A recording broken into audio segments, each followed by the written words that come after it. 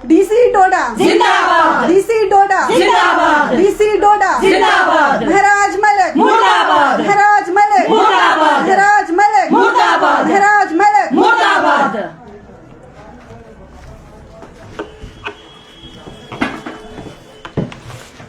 जी बता दीजिएगा, आज आपने प्रेस कॉन्फ्रेंस जो भदरवा के अंदर रखी है, थोड़ा इसको ब्रीफ कीजिएगा।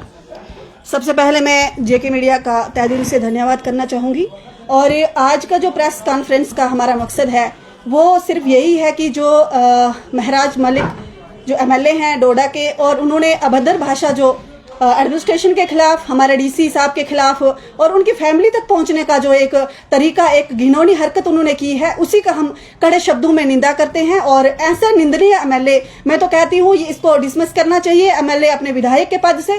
और आने वाली पीढ़ी जो है वो कहीं न कहीं जाके अगर ऐसे रास्ते पे चलेगी तो हमारे डोडा के लिए, हमारे यूथ के लिए बहुत एक खतरा है। और जो भी उसके सपोर्टर जो उसके साथ ये लिखते हैं कि महराज दीन मलिक जो है वो ग्रेट है, वो नाइस है या अच्छा काम कर रहा है, तो मैं यही कहती हूँ कि क्या आपके घर में आपके बच्चे ऐसी भाषा सीखेंगे, या आपके जो आगे आने वाली पीढ़ी है, आप चाहोगे कि ऐसा कोई हमारा बच्चा पैदा हो जिसको ना बात करने की तमीज है, ना कोई अकल है, ना कोई उसकी हरकत। देखो आप एमएलए है जो बार बार यही दोहराता है कि मैं एमएलए हूँ, मैं चुन के आया हूँ। हरे लोगों को पता है तू एमएलए है, ग्राउंड पे जाके काम कर, ग्राउंड पे जाके वो चीजें जो है एमएलए एक विधायक होने के नाते जो आपका फर्ज बनता है कि आप ग्राउंड पे जाके अपनी कॉन्स्टिट्यूंसी में काम करो।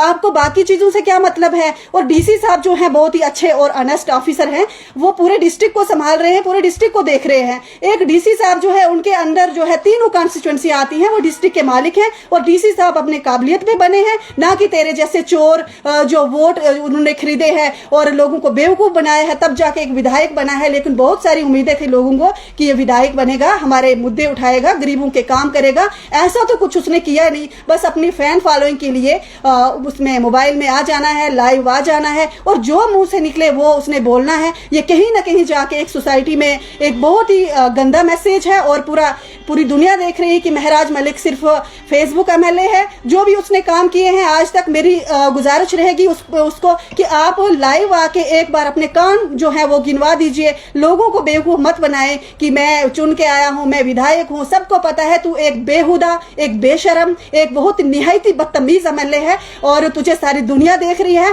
लानत करते हैं हम अपने चैनल के माध्यम से तुझे, और पूरी दुनिया तुझे लानत कर रही है इस टाइम जो तूने डीसी साहब की फैमिली को इन्वॉल्व किया, उनकी बीवी को बोला, उनके फादर साहब को बोला।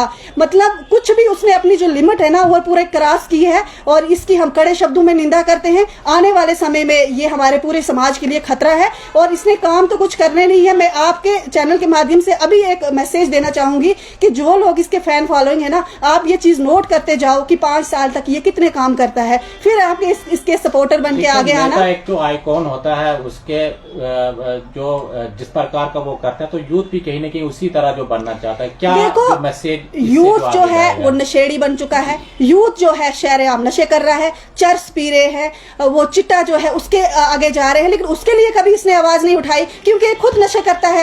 ये खुद नशे की हालत में आके सामने आके बेहुदा बातें करता है। कभी पानी की गिलास लेके लोगों में ऐसे खड़े, ये प्रोटोकॉल किससे मांगता है? इसको पता है प्रोटोकॉल क्या चीज होती है, और प्रोटोकॉल किसको मिलना चाहिए। अगर इसको इतनी हिम्मत है तो ये अच्छी हालत में जाके, ना कि नशा करके, अच्छी हालत में जाके ग्राम सभा रखे या अपनी कॉन्स्टिट्यूएंसी में कहीं जनसभा रखे, वहां पे जाके लोगों के मुद्दे सुने, उनको ठीक करने की कोशिश करे। इसकी एडमिनिस्ट्रेशन के साथ बिल्कुल भी कोई टचअप नहीं है, कोई टाई अप नहीं है, ना ही ये इसकी सुनेगा कौन। ये अगर एडमिनिस्ट्रेशन के माँ बाप तक पहुंचेगा तो मैं बोलती हूँ कि थूकना चाहिए इसके मुंह पे। बदतमीज बेहया जो एमएलए है ना, ऐसा एमएलए जो नाली का कीड़ा है ना, ये जो मुदारी का खेल खेल रहा है, चारों साइड इसने क्या करना है, लोगों को इकट्ठा करना है, मुदारी का खेल खेलना है। और वो लोग भी, उनको शर्म नहीं है कि मुदारी का खेल देखते रहते हैं और अपने अपने उस पे जाके सब लोगों को बताते हैं कि हाँ जी देखो हमारा एमएलए जो है वो ग्रेट है। किस चीज का ग्रेट है? वो कुछ भी ग्रेट नहीं है। उसको पागल खाने में कैद करो, अंदर करो, ताकि यूथ जो है वो सही रास्ते पे चलने की कोशिश करे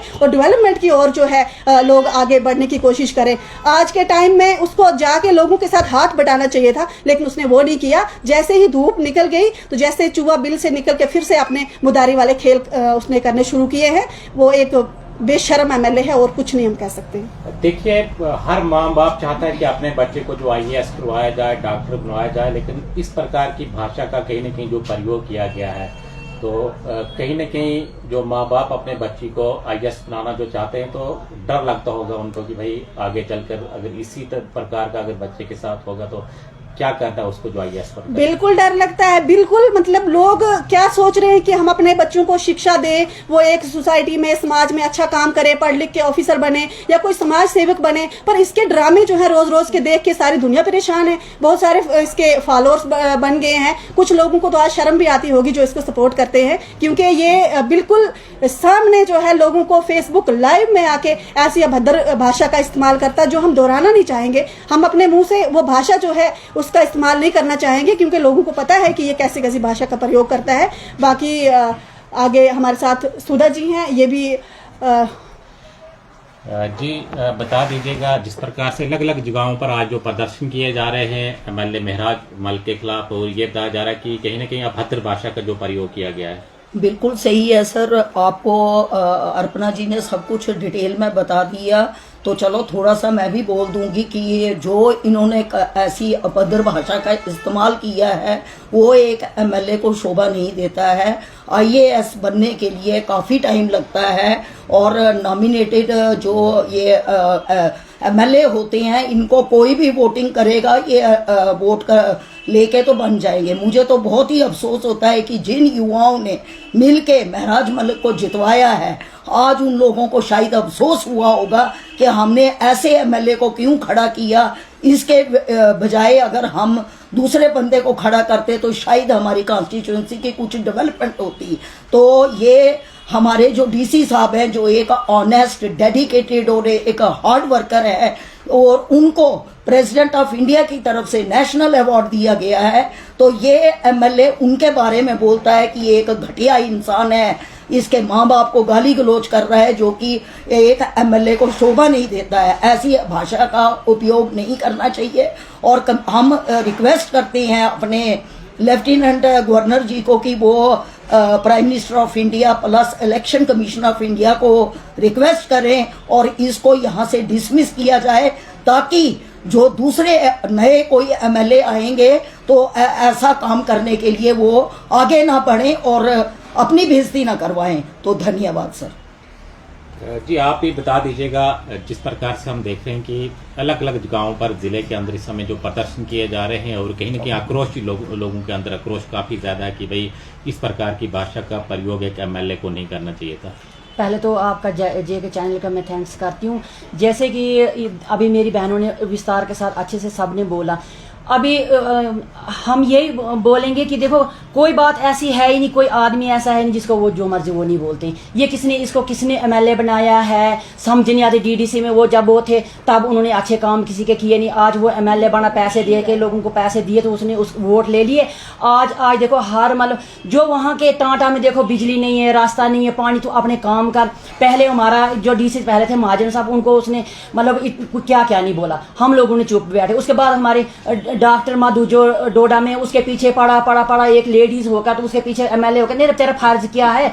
उसने इतना कुछ उसके लिए बोला, इतना कुछ बोला। डेली वो अपनी फाइलें साथ में ले लेके जो को इतना फर्ज नहीं बनता। जो अगर किसी में अगर थोड़ी कमी होती तो बड़ा इंसान किस लिए होता है। उन्होंने उनकी कमी को सुधारने के लिए आस्था से बोलते हैं। अपने जैसे घर में अपने बच्चों को अपने माँ बाप प्यार से बोलते हैं, वैसे ही जो डॉक्टर हैं या जो वो भी बेचारे रात दिन जो है वो किसके पीछे होते हैं, वो भी हमारे लोगों की सेवा के लिए होते हैं। लेकिन ऐसा एक ये मतलब वहाँ पे हमारे जो 3 विधायक और हैं, 2 विधायक और भी हैं, वो उस डिस्ट्रिक्ट डोडा में मतलब कि उस हॉस्पिटल में जाके उन्होंने कभी ऐसा कुछ नहीं किया। लेकिन ये एक इकलौता एमएलए है जो जब भी जाता था लाइव डालना, और लेबर रूम में वो कितनी बार चला जाता सीधा ही। उसको इतनी अथॉरिटी किसने, वो तू एमएलए है, एमएलए वाला काम कर, तू लोगों को जो तेरे को फंड्स आई आपने तो उसमें से उन गरीबों को बांट, गरीबों को घर दे, रास्ता बना, बिजली दे। वो काम उसने कहीं किया। वो एक काम भी हमें दिखाया ना कि हमने ये इतने से काम किए, काम वो कुछ नहीं करता है। जैसे थोड़ी सी धूप निकलती है, पहले पिछली पिछली दफा जब इतने लोगों को इतनी प्रॉब्लम पाई तब वो जम्मू था, तब लगा बोलने में जम्मू में। आज इतनी आफत लोगों में आई है, जाओ घरों में किसी को राशन दो, किसी को अपने इतने फंड से करोड़ रुपया तेरे को आया तो लोगों को देना। वो उसने कुछ नहीं करना, सिर्फ जब देखो तब जो मतलब एडमिनिस्ट्रेशन है जो अभी डिस्ट्रिक्ट डोडा के इतने वो तो उनको भी जाकर वो डिस्टर्ब करता है। ऐसे हम कभी भी बर्दाश्त नहीं करेंगे। उसने हमारे डीसी साहब के पास जाकर तो माफी मांगनी चाहिए, नहीं तो हम जितने भी हैं हम नहीं छोड़ेंगे। धन्यवाद।